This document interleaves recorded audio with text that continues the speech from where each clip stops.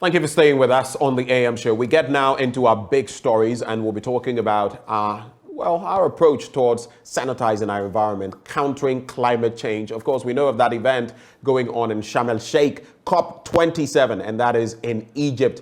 And there are so many issues to discuss, from what Mr. President has been saying about the debt swap to the bit about what the consequences could be for places like Africa if we don't get activism right, get the right funding to mitigate the situation. Well, joining us for that conversation on our approach and what we should be looking at moving forward, we have Dr. Shalom Addo-Danso. He is a research scientist, CSIR, Forestry Research Institute of Ghana. We also have Vanan Sondo, a chartered environmentalist. Also joining us, my own colleague, Evans Mensah, Joy News editor. He is in Egypt. And then we have Dr. Henry Kwabena Kokofu, Executive Director, Environmental Agency, that is Environmental Protection Agency, the EPA. All of them join us for this all-important conversation. Gentlemen, just to cross-check so I know everyone is on board, a very good morning to you, wherever you find yourselves. And for Evans, okay, Evans, I'll find out what the time is in Egypt currently. But for the rest of you, a very good morning to you. Good morning to you. Good morning, sir. Okay. Good morning to you. Good morning to you all. Right. Let me start with you, Mr. Kokofu, as head of the EPA. Hello? Yeah, hello. Okay, I just had to ensure you weren't saying anything. Yeah. I'd like to find out from you. I can hear you, Mr. Kokofu. Is that Mr. Kokofu? Yeah, I can hear you. Right. So I'd like to find out, of course, we know that things have come to a head in the fight against climate change, global warming, which we're feeling the brunt of. But when you look at COP27, we had COP26 in Glasgow. Now it's COP27 in Sharm el-Sheikh in Egypt. What is in there for Ghana, so to speak? What should be our takeaways, even as this, COP goes ahead in Egypt? Hello.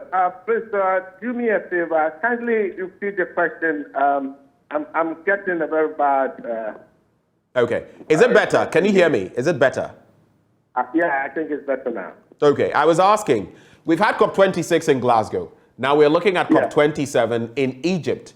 What can we look forward to as a country? What is in it for Ghana? Well, let me say good morning to your cherished listeners and viewers. Yes, it's true, Ghana is ably represented here in COP27. Precisely, we're looking at climate change and its effects globally. Right. And then also we zoom it down to our Ghanaian situation. Don't forget that over the years, Ghana has prepared its own nationally determined contributions as per the aspirations of the Paris Agreement. Right. And so based on that, Ghana has a lot of bilateral agreements and ongoing projects that are all geared towards mitigating and then adapting to the effects of climate change. At COP26, our president, Nana Akufo-Addo, made a very important statement to the whole world, calling for the redemption of the pledge of $100 billion annually. That is meant to help developing countries like our own, and also to be able to finance climate action that have been identified within the NDC. So we're following it up on COP27 here in Egypt, and the conversation is ongoing.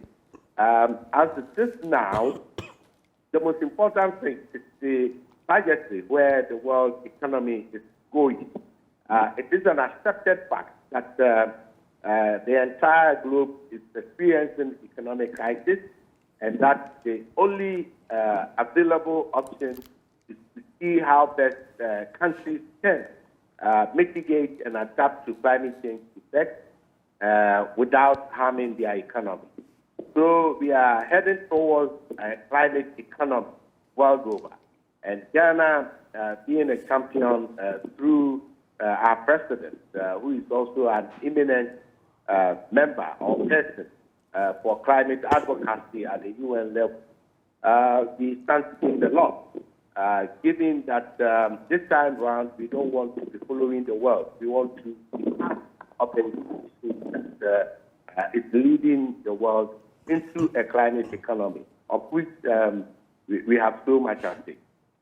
And of course, our president is head of the Climate Vulnerable Forum, which comprises about 54 or so countries. So it is crucial that he be there. But I'd like to find out from you, when staying with the president, when the president suggests that we should have some sort of debt swap. So you've promised us about 100 billion annually. That has not materialized. That is the West, the global North. And now we have a proposal for you. Basically, write off our debt in lieu of the sums of money you would have given us. First of all, is that practical, considering that the whole world is engulfed in a crisis, even our development partners? Well, we engendered that kind of conversation last year throughout our engagement in Indonesia. We ran it through to Tanzania and Dar es Salaam some few months ago. And indeed, during the UNGA, that's the United Nations General Assembly gathering, we encountered lots of players within the financial landscape. The issue of climate financing has become so topical and very, very crucial to the extent that all avenues are being looked at. And you rightly say that Ghana is the presidency of the Climate Vulnerable Forum, of which our president holds the position. We've made our position clear.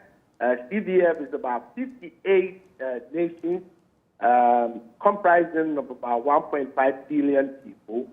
And so we have a common voice. The common voice is so strong that we are making it so much so heard here in Sharm el-Sheikh, to the extent that the world is listening. We are talking about loss and damage. We're talking about a dedicated founding source and mechanism that will help alleviate the pains and the sufferings of vulnerable countries that may, as a matter of course, have some form of force majeure of extra disasters that are all climate induced. Get back to know that in Ghana, for instance, there may be a construction of road which we contracted a loan of, say, $20 million. You construct the road, and the lifespan of the road is supposed to be about 20 years. But for some reasons, there's a heavy rainfall, there's this flooding, and the next thing you know, all these road networks have been washed away. The population, the citizenry, will then come back and cry over a poor road network. Then the government will be forced, or is asked to fix the road again. All that we did not get our minds to is that it is not only the road that has been washed away, but the hoping $20 million plus the interest to be paid on.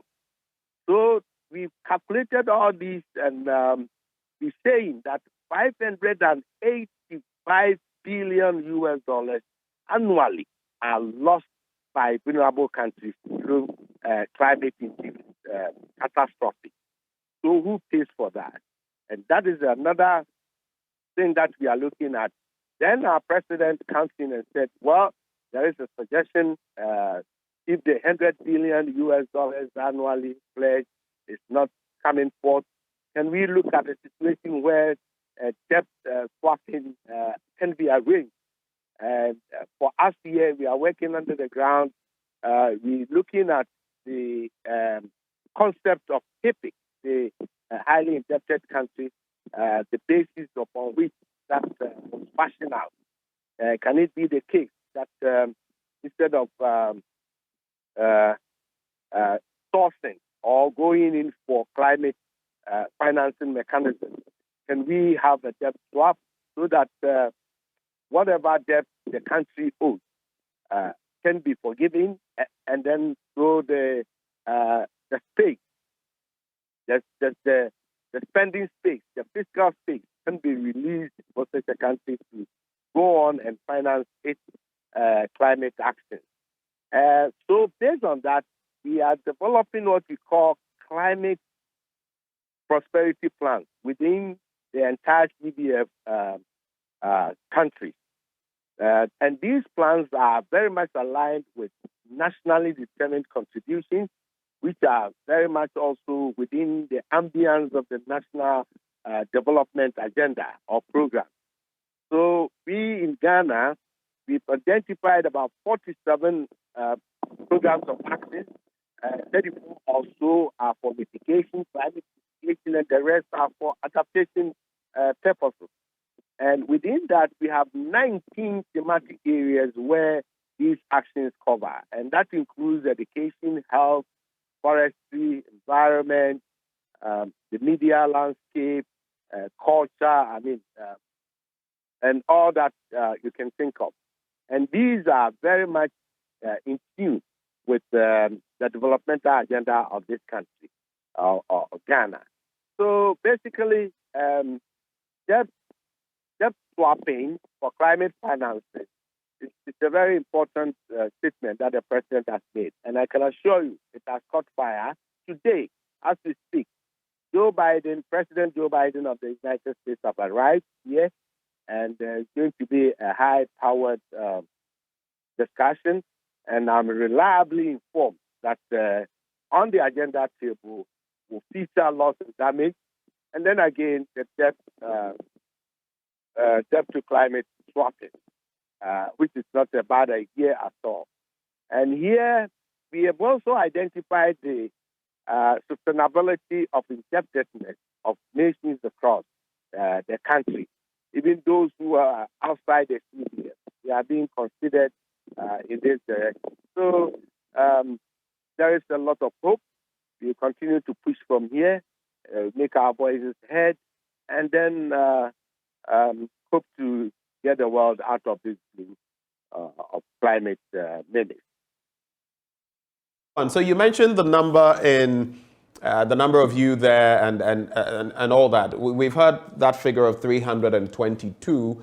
And look, I was at the Africa Adaptation Summit in the Netherlands. I did not see those numbers. I mean, I looked at the president's entourage. I saw the communications director there, Eugene Ahin, among others. I didn't see such numbers.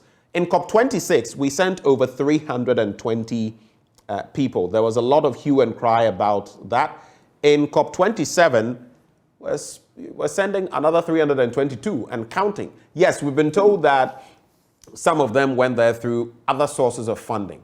But some have contested. Just stay with me for this. We are sending a contingent larger than the United States, the United Kingdom, Germany, South Korea, Singapore, Sweden, Switzerland, the Netherlands, Denmark, Italy, even Egypt itself, where the event is being held. What do you make of it? Well, that is an unfortunate thinking. What it is students, other people elsewhere who are Ghanaian origin, who may want to participate at the COP. Say a student in the university in the United States of America. There's a company or a group of people everywhere in the world who want to participate in COP. You necessarily have to register on the Ghanaian passport. So we as Environmental Protection Agency will register you or the person as a Ghanaian delegate. The person may come from wherever. That is the situation. Internally, we have organizations. We have so many CSOs who are inclined in these environmental ventures, particularly they are associated with climate situations or climate issues. These will come along, Arota, a host of them, you name them. They will want to present their people there, the delegation there. Then you have private entities like Zoom Lion, including you, the media, and all sorts. I can give you two major, very important examples. There are two journalists here I've come across, one coming from Daily Graphic, another coming from GBC. These two journalists, young man and a lady, they were taken around the world to Denmark by the Danish government, and the Danish government brought them to Egypt. But the Danish government wouldn't register them on the Danish platform. They necessarily have to be registered on the Ghanaian platform. So a lot of things go in. And you're talking about the numbers. That don't forget that there are lots of institutions and projects going on in developing countries, including Ghana, than most of the developed countries that we talked about. They are here. They want to come to Ghana. They want to help with one project or the sort. So once the project starts with us, they will want to have representation at the cost, at their own cost, not at the cost of the government of Ghana. So the sheer numbers shouldn't put fears in people. It shouldn't send any stock signal. The government of Ghana, as per our working, have only about, say, 41 negotiators. We call them negotiators. And this year at EPA, we sent 1/3 of that number to Egypt here. And even then, within that 1/3, we have lots of organizations, AU, UNDP, sponsoring most of them. So the cost on Ghana government debt is nowhere near what people are. Dr. Kokofu, can you hear me? Again. Can you hear me, Dr. Kokofu? I have an intermediary question. I just need to sneak this in. The 322 number that is being banded around was an intent of people wanting to be registered back home. When we arrive here, the real numbers, the real figures are those who have registered and have the badge, the participation badge. And the number, I've asked for the number. It is not getting anywhere 190. What number do you have? Yeah, they told us that by the close of this week, they would have closed. Dr. Kokofu, you're telling me that the number is not what people are putting out there. You mentioned 41 negotiators. Exactly. What number do you know? So. Because listen, there are a lot of people on that 320 who did not even get a visa to come. Others did not get funding sources. Others decided to do it online. And I can give you examples. We have Professor Chris Gordon, who is a renowned, eminent environmental scientist at the University of Ghana. He registered to come. In fact, he is a speaker, he is a moderator, and he has a lot of responsibilities here in Egypt. But he decided to do so online. His name is on the list. So please, when we come home, we will give the entire figures.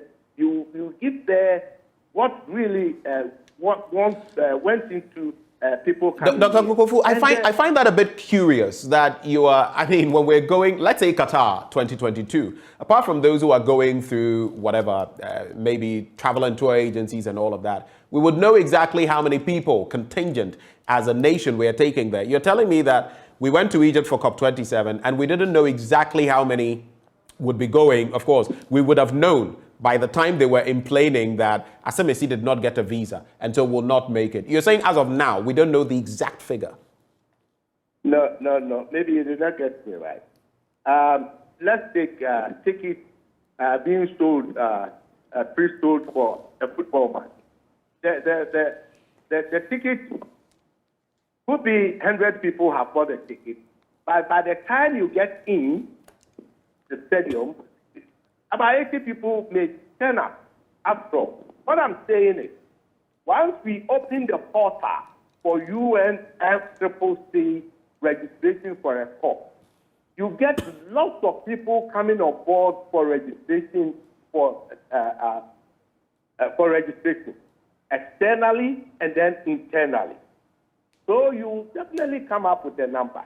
The number that you come up with, by the time the real conference gets on board, You have got to come here, register as a participant, and be given the accreditation card. That is where and when you can pinpoint that the 300 people who showed interest at the beginning is an interest, it's an intent. Okay. The intent may not be realized. One, you may not get a visa. Two, sponsorship may be a difficulty. Three, the person may decide after all to even do it online or may not even travel at all. So until you get in here and you go through the registration process and you get your accreditation card, you are not deemed to be a delegate. Dr. Akufo, we'll sew it up here. Yes, Thank you sir. so much for your time. Thank you for having engaged us. And we wish you the very best in Egypt. Hopefully, when you return, we'll be able to get more detail on how many people we took to Egypt and all of that. But we're grateful. Let me now engage, before I bring in my colleague Evans Mensah, let me bring in Dr. Shalom Adudan, so research scientist with the CSIR Forestry Research Institute of Ghana. Dr. Shalom, can you hear me? Just to confirm before we go on. Yes, please, I can hear you. Okay. And maybe right before I get into the questions, I'd just like to make the point, even as we talk about the numbers. When I was in the Netherlands in September on the request of the Global Center on Adaptation, most of these bills were taken care of by the GCA, which is why we would want to probe into some of these issues about who is paying for what. What is our quotient? And I was the only journalist from Ghana there at the time. So if now we've sent so many people, we ought to know where the sources of funding are. But how crucial is this to Ghana in terms of the fight against climate change? What is happening in Egypt, COP27? Okay, so thank you very much. And once again, good morning to you and your cherished viewers and listeners. So for the COP, it's extremely important because the COP brings together governments that have signed on to the UNFCCC, the Paris Agreement, and the protocol. And the issue is that it provides a platform where the world will provide solutions to climate change. So for Ghana, one of the main issues that is being discussed is aligning financial flows, and Dr. Akufo spoke about it. And I think that is where Ghana we can leverage. So the president spoke about the debt swapping issue for climate action. And I think that is a platform where we can now engage investors, engage people who can invest in climate change and help us with our climate actions that we want to take.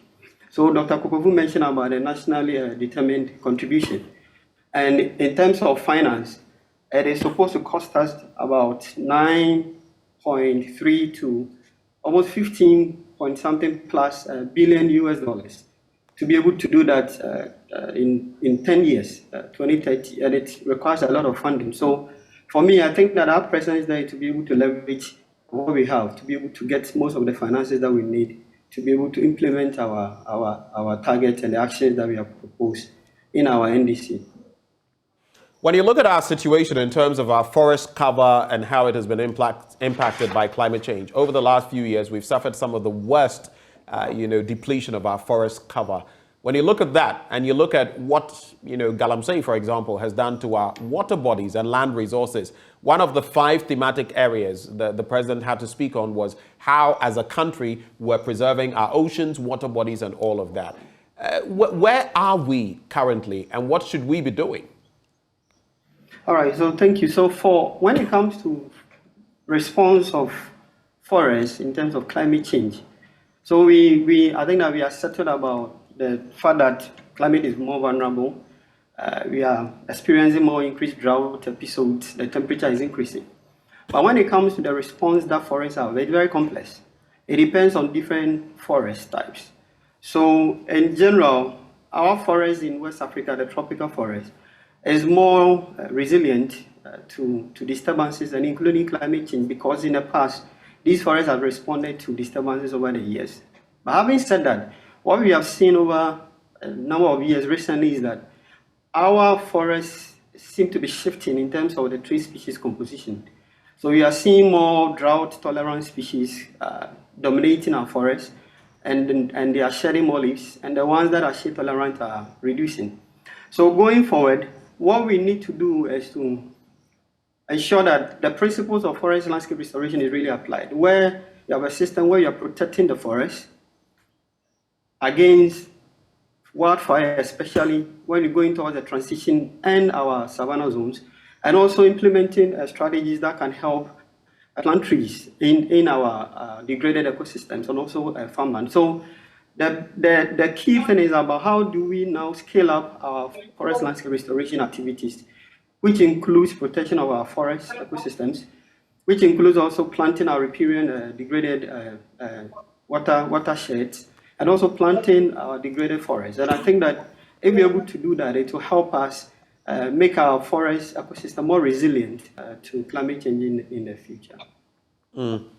Let me come to Venant Sondo, chartered environmentalist. Mr. Sondo, when you look at our situation, some have said it is very dire because while we're producing very little, contributing very little, just about 3% when it comes to the agents that cause climate change and global warming, we are suffering the brunt of it in Africa, from Burkina Faso to Ghana to all other countries, especially those with deserts.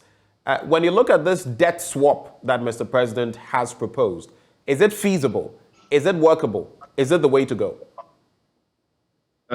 Well, it's not a bad idea, but something like that would generally change the global financial landscape in terms of how finance flows. But then the question is, why are we most vulnerable? And we are most vulnerable because we have literally been consistently incapable of adapting in terms of creating infrastructure that is climate resilient and can actually protect our livelihoods.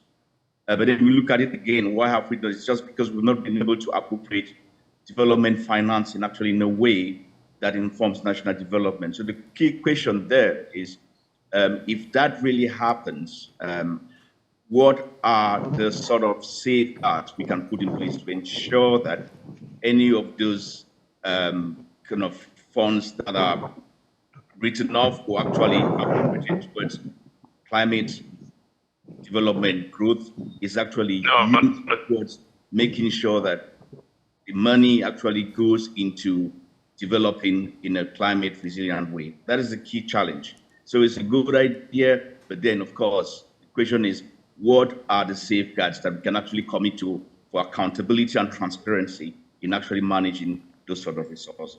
Do you think our donor partners, our creditors, the global north, they will pander to that suggestion? Do you think they will agree, especially noting that the entire world is in a global crisis, so to speak?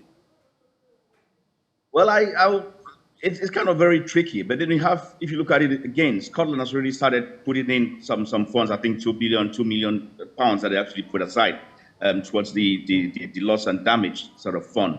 And other countries are doing the same.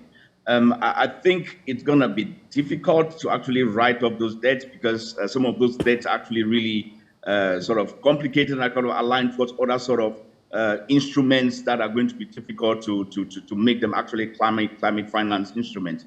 So I feel like it is going to be a tricky one. I think it is going to be better off having a loss and damage fund in place, which seems to be more like the trend here, with the EU actually supporting it as well. Scotland actually supports it as well, with the US actually for the first time saying they would actually support any sort of initiative towards compensating for loss and damage, but not actually creating a fund, which is sort of a very technical sort of way of putting it. All right. I'll come back to you shortly with another question, but let me also bring in Evans Mensah, my colleague, Joy News editor. Evans, hello.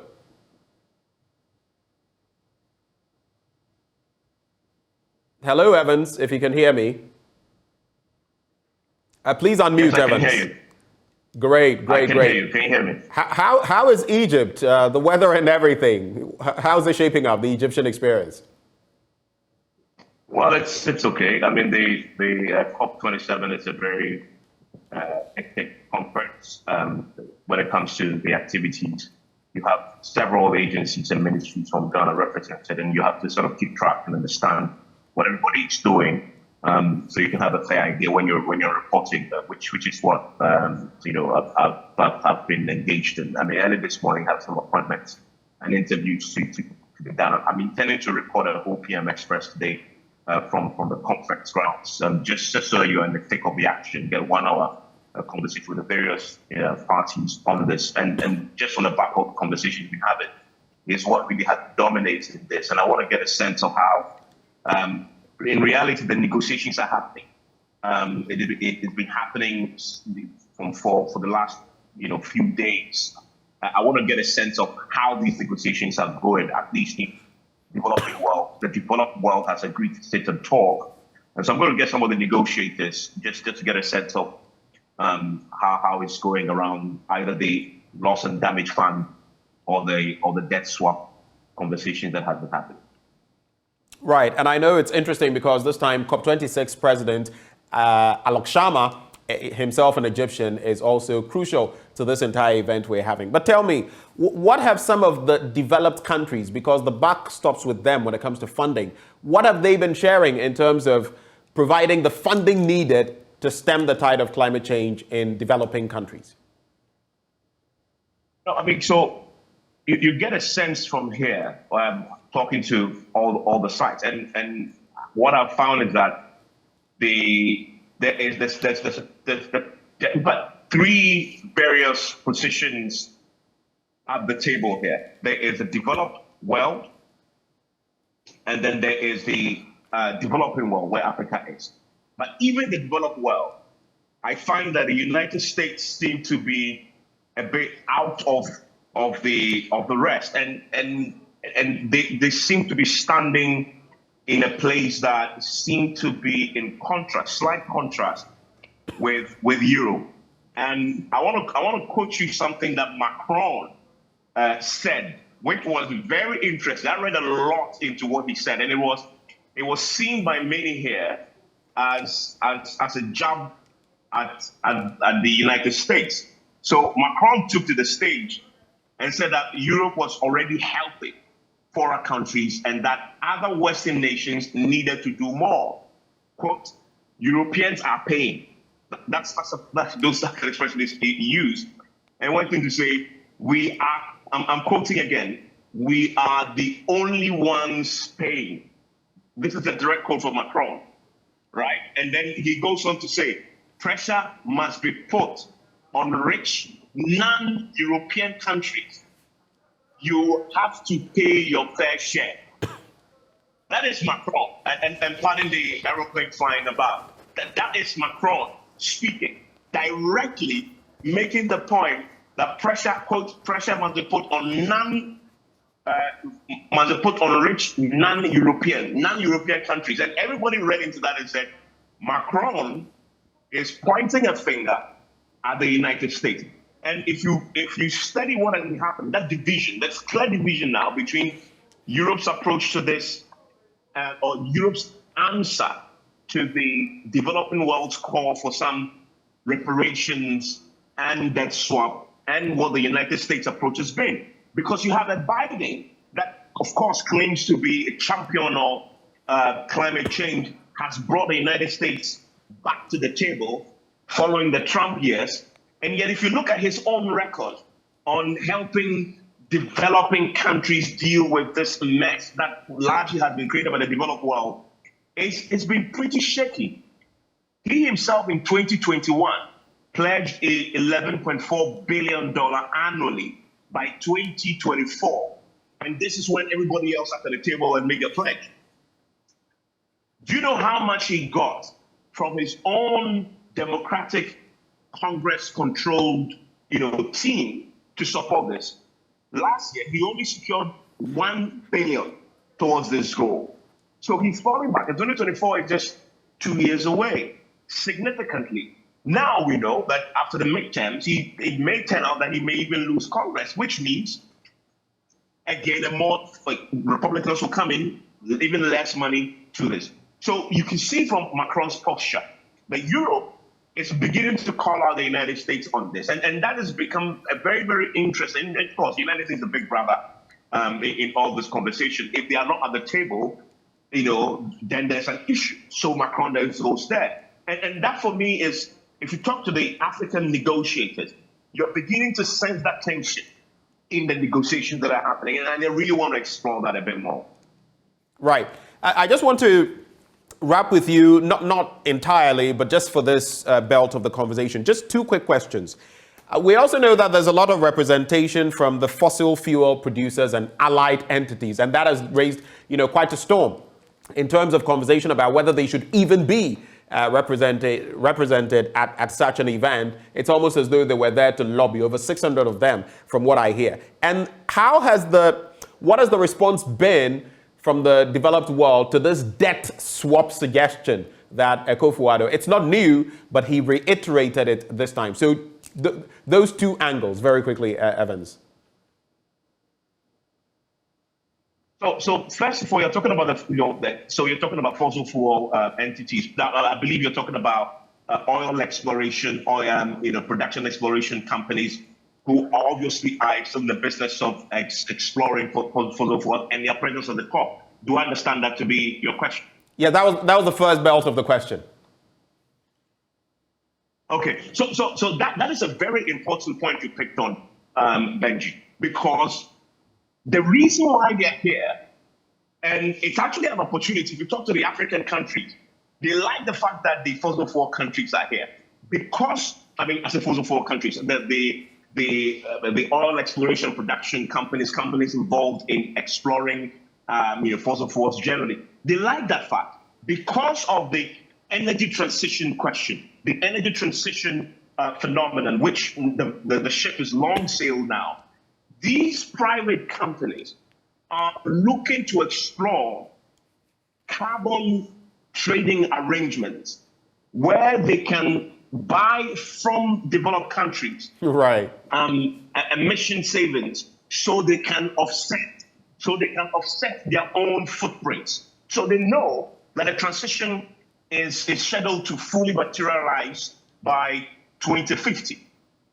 However, the demand for fossil fuel, oil and gas is still going to be, the peak demand is still way away from now. So they still need to explore. But the targets in Europe and elsewhere still remain the same.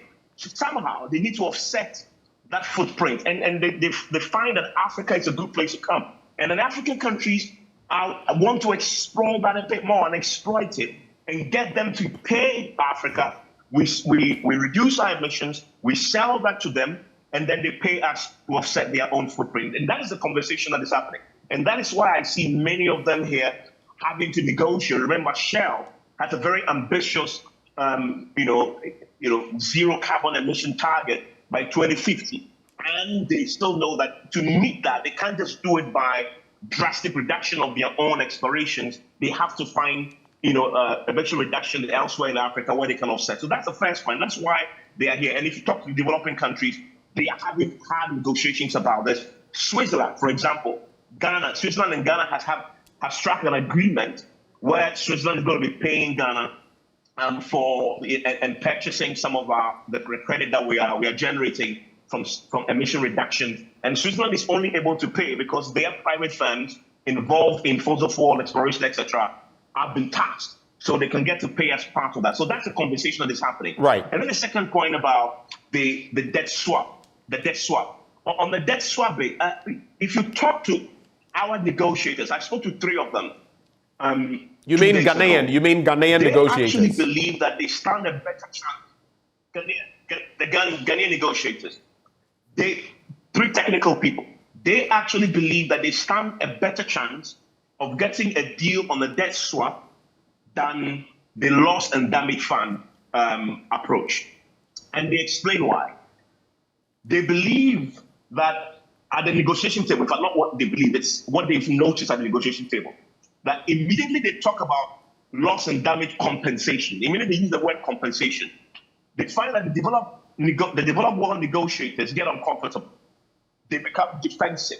Because when you say compensate, they around the table, it's come up and say, yes, we are guilty. Of course, they know they are guilty, but is the admission inherent in compensation that could trigger, they believe, fears of lawsuits, etc. That Right. has become a tension at the table. Right. And they are finding more traction around the subject of a debt swap because Europe and others pledged 100 billion 13 years ago. They haven't honored that pledge. So they are finding it easier to tell them, you have already this pledge on the table, you haven't honored. Why don't you convert that 100 billion into debt relief? Right. So that we owe you money, we can't pay. So why don't you get into negotiations with even private companies and private firms and investors in your country and take on that debt in exchange for that 100 billion that you haven't honored in 13 years? And they tell me that seems to be something that they can gather around and get some deals. So that is a very interesting thing that I think we need to watch going forward. Evans, hold for me. Let me bring in Dr. Addo and Mr. Sondo. This question to both of you. Now, we've been told to scale down on our emissions, though in Africa, where we have a very low carbon footprint. We contribute less than 3% to the global situation that we're facing. But the interesting dynamic that comes together is that Africa is now developing, which means that we must also, so to speak, pollute a little in our bid to industrialize. But now we're being told to look at the energy mix, to look at alternative sources in terms of fossil fuel versus others. And it creates a bit of a hypocritical situation. How do you see it? I'll start with you, Dr. Addo. All right, so thank you. So before I answer that, I think that I want to still go back to the discussion on the debt swap. Right. Because I think it's one of the options that really Ghana we stand a better chance of getting. Okay. Because all the issues that we've discussed in our national determined contribution, all the climate change policy that we have, the strategies that we have, it all comes down to money. How do you have a sustainable financing option and mechanisms to be able to finance every project, whether it is related to mitigation or adaptation? And therefore, I think that pursuing this option where we get a swap, and Evans really explained the issues on the ground. And I think that it is a way that Ghana we can really pursue and get debt relief so that we can channel some of our monies instead of paying our debt. We can channel some of the money into long-term investment, which will help reduce our carbon emission footprint and also help our communities to adapt. Now, let me come to the issue about our development and also cutting emission. So what we have to be doing is how do we now develop in such a way that we have development that is climate sensitive and also towards low carbon emission society. And that is really where the world is going, that our development is in such a way that we are getting all the benefits, providing the benefits that our nation and our people need, but at the same time, we are not also increasing our carbon footprint and reducing our carbon footprint rather. So the challenge is how do we now position our economy and our development in such a way that we are not hurting our economy by not improving and also not developing, and at the same time also bringing in options and actions that can help reduce our carbon footprint. So I will look at it and still looking at the nationally determined contribution that we have. If you look at that document, we have actions that can help with development and at the same time help in cutting down and also be able to adapt to climate change. So one is that we thought about our dependence on fossil fuel. And I think that even Ghana, we have this plan where we want to look at energy efficiency.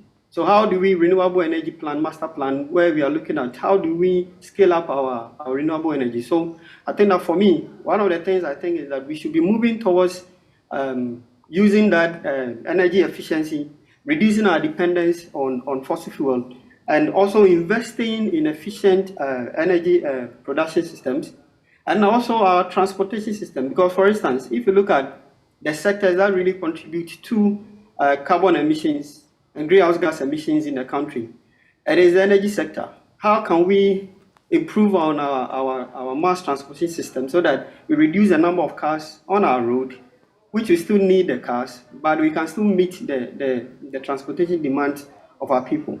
And the sector that is the land use sector. So we have forestry.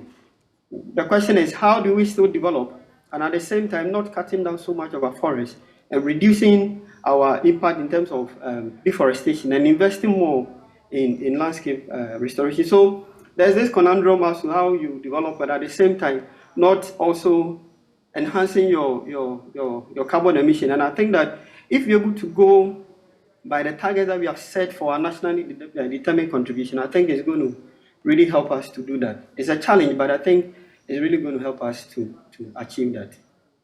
Mr. Vernon, what is your take on it?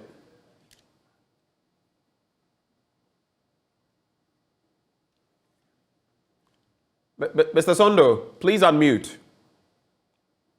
I have to zoom in again on the debt swap scenario, because I literally just picked at the global developing country debt, which is over $220 trillion.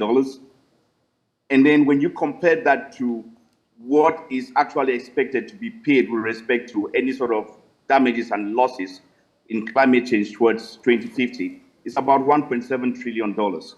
So if you are kind of going for a debt swap, we would actually still have a lot to pay back, because there's going to be still a lot of debt that's left to be paid. But then that said, I think the whole narrative of the national determined contributions is a very good way for us to adopt a pathway towards transitioning to a sort of green and equitable growth, because it literally offered every country the opportunity to identify those sectors which are the most emitting and put in place projects which would actually be financed by developing countries and then actually claim the credits, as Evans was saying.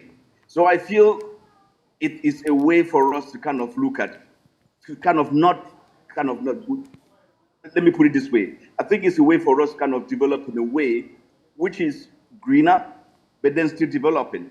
There's all this narrative about us kind of going away from fossil fuels, and they want us not to pollute, they want us not to grow. They have actually used their own resources, they have actually polluted a lot. Now they don't want to kind of maximize the whole extractive industry and grow as well. I don't think that's saying we shouldn't develop. I think we have the opportunity to kind of do it differently. And by doing it differently is for us to actually critically look at how we develop, how we leverage technology, how we leverage research that's available, how we leverage existing financing that is there to help us actually on that trajectory towards a greener and equitable growth. So I think it's a challenge, but then it's doable if only we are sort of focused and again, transparent and accountable, because that is where we always lack sort of monitoring and kind of explaining what we've really done with the financing. I think it's an opportunity for us to actually say, this is what we have done, this is what we have achieved, and this is where we want to go. It actually offers a pathway towards attracting more resources if we actually prove that we are leveraging the financing that is additional to grow in a way that benefits the country towards a greener and kind of equitable and inclusive trajectory. Another two questions for both of you. I'll stay with you on this bit. So what then would you say is our president is head of the Climate Vulnerable Forum. He spoke in the Netherlands, now he's speaking in Egypt as well. What is Ghana's unique role in all of this, and how can we tap into the benefits of COP27 leading into the future? I'll start with you once more.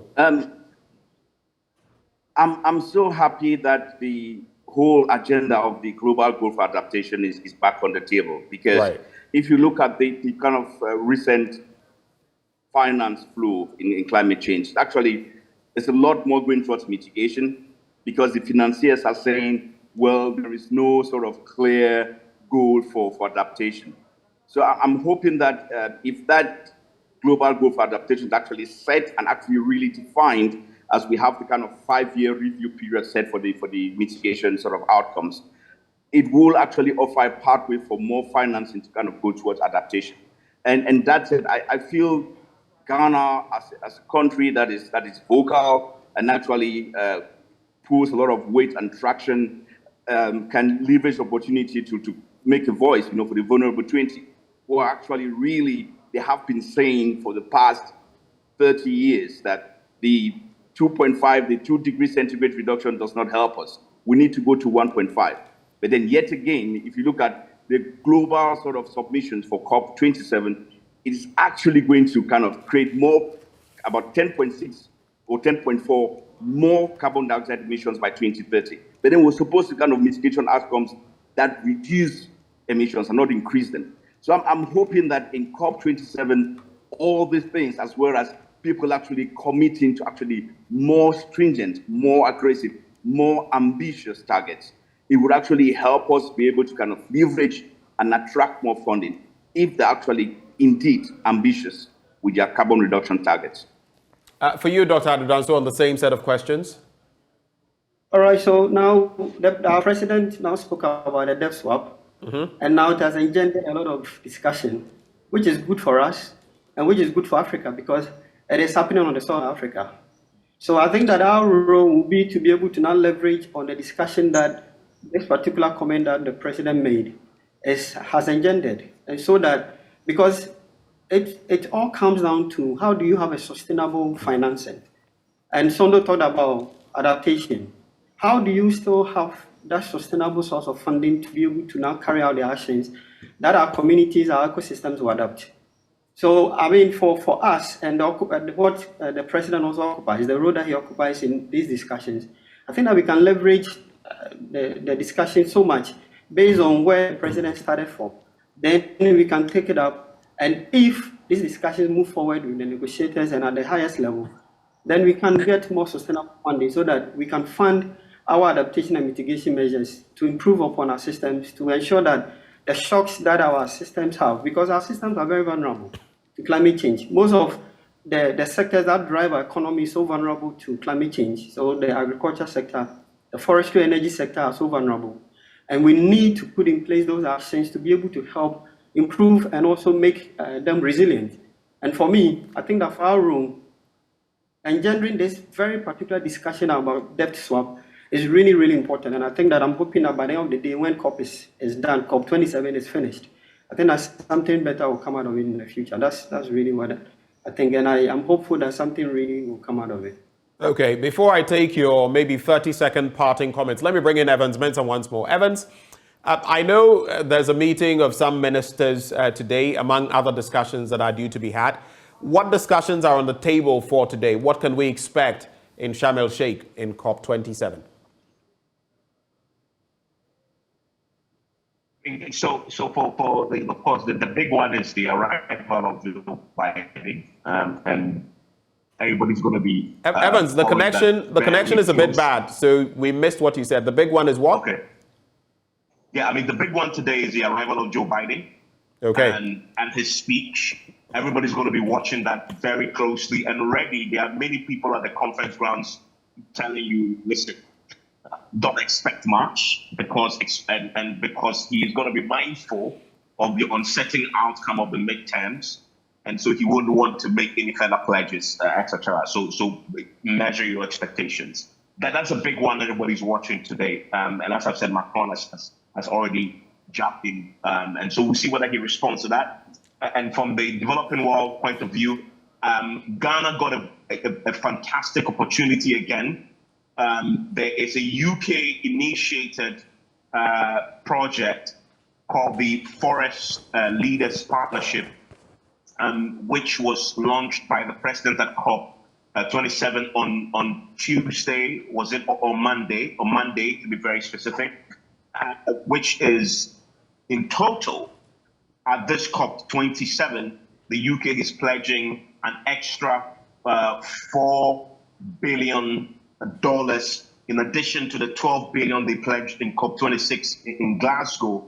And interestingly, Ghana and the United States are co-chairing that partnership. And that, I believe, to answer the question, that meeting, the first ministerial meeting on that arrangement, we expect to happen in the next 24 hours, where the Land and Natural Resources Minister, Samuel Abu-Jinapor, and his counterpart in the United States will sit around the table and begin conversations around accessing the funds, which fundamentally is going to be used for, dealing with deforestation and also promoting afforestation, etc. That is a key meeting. Is a major meeting that we are all looking forward to. The first, co-chairs, the US and Ghana, sitting at the table to start proper negotiations around a huge amount indeed that have been pledged, 4 billion in COP27 and 12 billion pledged from COP26. So that's one from a developing world point of view that we are watching. 26 developing countries have signed on to that, including Brazil, by the way, and Ghana, US is co-chairing it. So it's a big deal for that. It's a big deal. And of course, we can look forward to another big deal later tonight as you give us that special edition of PM Express. You'll be focusing on COP27, right? Yes, I mean, I'm recording this today. It will be played tonight. I'm hoping that Monday I can get it up and running for people to appreciate what we've Ghana, from the Ghana point of view, possibly. What outcomes are we expecting at the end of COP27? Thank you very much, Evans Mensah, and we wish you the very best in Sharm el-Sheikh in Egypt. That's my colleague Evans Mensah, Joy News editor, host of PM Express as well. Let me wrap with the other guests. Dr. Addo Danso, moving forward in some 30, 40 seconds, what are your expectations as we weave into the rest of COP27? What are you hoping that at the end, Ghana will be able to get? Okay, so thank you very much. And so just I want to say that, I mean, it's now obvious that we have to transition to low carbon, inclusive economy, and the pathway is the NDCs that we have developed ourselves and the updated one. For me, what we really have to look at is how do we obtain a sustainable source of financing. And I still keep coming back to the same issue, because if you are in the sector, what you see is that it is really costly if you want to implement climate change adaptation and mitigation actions. And I'm hoping that through this discussion that the president started, we'll be able to leverage that. And Evans also spoke about the new initiative that is being Ghana is co-chairing. And I'm hoping that really we can leverage on that and the role that we are playing in all these to be able to raise enough funds to implement the actions that we have targeted in our NDCs. The second thing is about how do we monitor these actions? Because one issue you always see about projects and programs is about how do you monitor and evaluate so that you can now adapt to the changes that are happening. And I think it's key. The last thing is about how do we provide jobs for our youth. The NDCs are really focused on providing jobs, and I'm hoping that some of these actions that we intend to implement, when we implement them, to create a sustainable job for our young people. And that is really my hope, is that after COP, we'll be able to raise a really sustainable source of funding to be able to implement our intended actions in the NDCs that updated that we have. Thank you so much, Dr. Shalom Addo Danso, research scientist with the CSIR, Forestry Research Institute of Ghana. I'll wrap finally with Mr. Sondo, a chartered environmentalist. Your parting shots, please. I would say we have an opportunity even bigger than the Paris sort of momentum back in 2015, because there is that sort of will and willingness for those who actually feel responsible to chip in and do something. And I think for African countries especially, it's an opportunity to actually be able to receive the funds, and readiness to receive the funds is very critical. And I think the NDCs actually kind of create that enabling environment for the funds to be received in a kind of more sustainable way. Plus, I think Ghana topped it up a little bit by actually focusing on SDGs as well, creating a platform for SDG finance as well, which also unlocks other sort of avenues for finance to flow. I think all that, as well as making sure that the role of every entity, NGOs, private sector, as well as government as well, is all aligned towards the fight against climate change. All that actually is critical towards unlocking these funds, because government alone cannot absorb all the funds. You need the private sector. You need the NGOs and the CSOs as well to be able to adapt this, and especially how this flows towards, entities that are actually out there implementing projects. I'm out here in Mankwaze today, somewhere in the central region, on our project Net Cycle, where we collect fish nets from fishermen, basically creating new livelihoods for fishermen and kind of a way of adaptation to climate change. So all this is very critical. And for me, that opportunity is there, and the NDCs as well as the SDGs actually create that enabling environment for us to structure and receive these funds in a way that can go towards informed decisions that help us mitigate towards climate change. I'm glad it's not going to be like the CDM in terms of the Kyoto Protocol and how that played out in terms of readiness to receive the funds. We weren't ready, and we missed that train. But I'm glad now, I think, through the NDCs and the SDG sort of alignment forums, we have been able to kind of show readiness. And I think it's an opportunity for us to kind of receive those funds and actually really do a lot towards adopting that pathway towards a greener, inclusive, and equitable growth. Mr. Sondo, thank you so much for having joined the conversation. Those who joined us for this conversation, Venom Sondo is a chartered environmentalist. You just heard him speak. We're also joined by Dr. Shalom Adodanso, research scientist, CSIR Forestry Research Institute of Ghana. Then we had Dr. Henry Kwabena Kokofu, Executive Director of the Environmental Protection Agency. And of course, my own colleague, Evans Mensah, Joy News Editor, host of PM Express, who is in Egypt. When we return after the break, we'll still stay on the environmental tangent as we talk about ActionAid's Climate Change Seminar. There's more on that after the break.